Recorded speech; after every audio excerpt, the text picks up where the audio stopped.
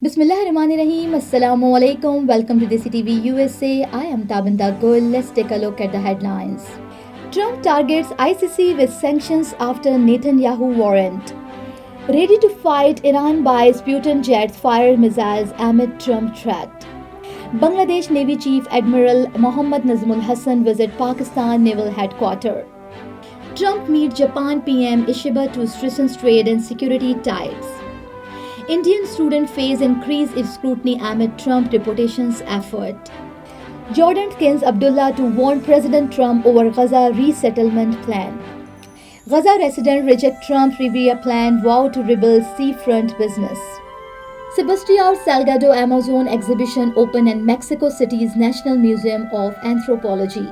And Prime Minister Shehbaz Sharif attend inaugurations of rehabilitated Gaddafi Stadium in Lahore.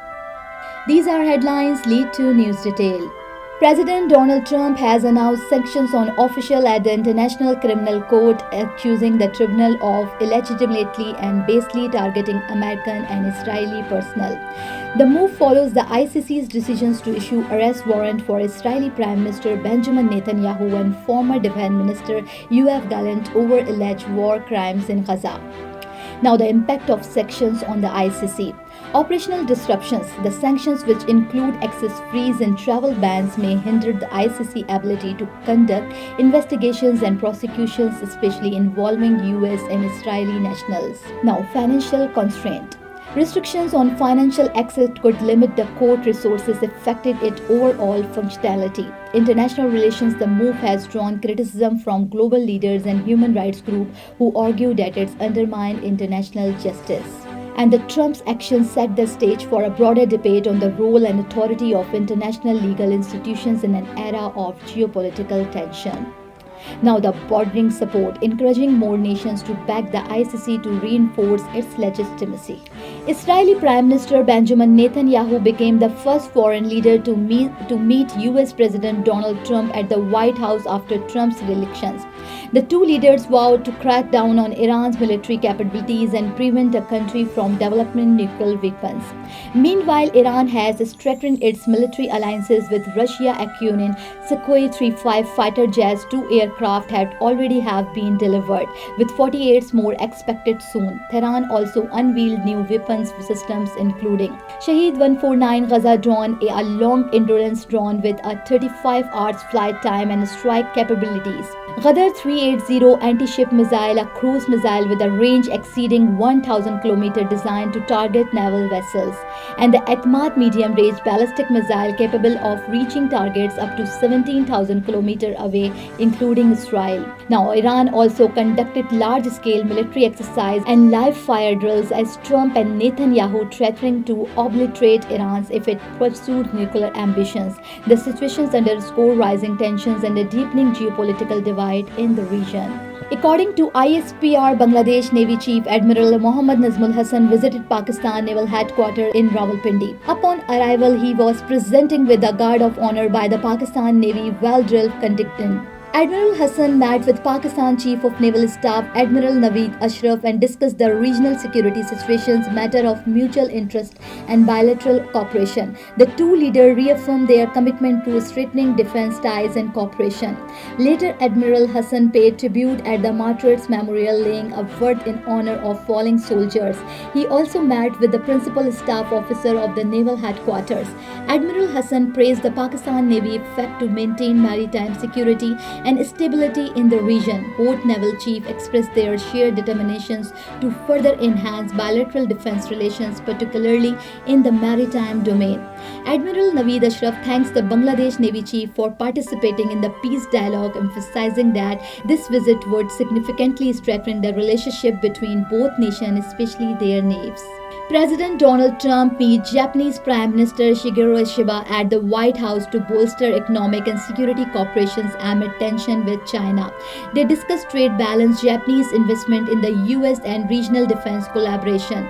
Trump also signaled support for a revised Nippon Steel's US Steel deal. The meeting reinforced the US-Japan alliances as global trade and security challenges grow. You came to this country for a brighter future for you and your loved ones. You've made it this far. Now it's time to become a citizen. With citizenship, you gain the right to vote, access to federal jobs, the ability to keep your family closer, and the freedom to travel with a U.S. passport. These are just a few of the benefits waiting for you when you become eligible. We're here to help you through the process with free resources and personalized guidance. Together, we can make it easier. Get started at becomeacitizentoday.com. Indian students in the United States who entered the country legally on valid visas are reporting heightening scrutiny under President Donald Trump and testified immigration policies. Many students say they are being subjected to more frequent questioning from immigration officials, including demands to show student IDs and other documentation. This increased vigilance has raised concern that legal immigrants may be inadvertently caught up in the broader deportations drive, which aims to target undocumented migrants. In a separate development, the US has recently deported over 100 Indian nationals to Amritsar, India, sparking protests in India's parliament over alleged mistreatment during the process. India's External Affairs Minister Jaishankar confirmed that US regulations regarding restraint on deportations flight have been in place since 2012, and the government is in talk with US authorities to ensure proper treatment of deportees. The Indian government is also preparing to repatriate around 18,000 undocumented Indian immigrants from the US, hoping to ease tensions with the Trump administration and protect crucial legal immigration pathway, particularly for skilled workers on H-1B visas. These developments have left Indian students and immigrants on edge as they worry about becoming collateral damage in the ongoing deportations campaign. Jordan King Abdullah II is set to meet with US President Donald Trump to express his deep concern regarding the proposed resettlement of Palestinians from Gaza into neighboring countries, including Jordan. The king views this plan as a significant threat to Jordan's stability and the peace agreement with Israel. The proposal has sparked widespread international criticism, with many viewing it as a potential catalyst for increased regional instability. King Abdullah's plans to convey these concerns directly to President Trump during their upcoming meeting. For a detailed overview of King Abdullah's stance on these issues, you can watch the following video. In response to US President Donald Trump's proposal to transform Gaza into a refuge of the Middle East, residents are resolute in their commitment to rebuild their seafront restaurant and hotel independently. They view the plan, which involves relocating the Palestinian populations and placing the area under US control, as a threat to their heritage and identity. Before the recent conflict, Gaza Mediterranean coastline boosted a vibrant local tourism scenes with numerous beachfront establishments frequented by both locals and visitors.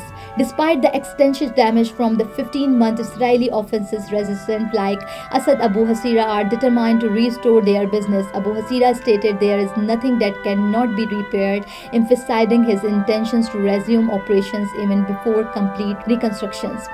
Mohammed Abu Hasira, another local restaurant, expressed similar sentiments, questioning the rationale behind demolishing existing establishments to build new ones under foreign control. He remarked, "Why demolish the existing business to rebuild under foreign control?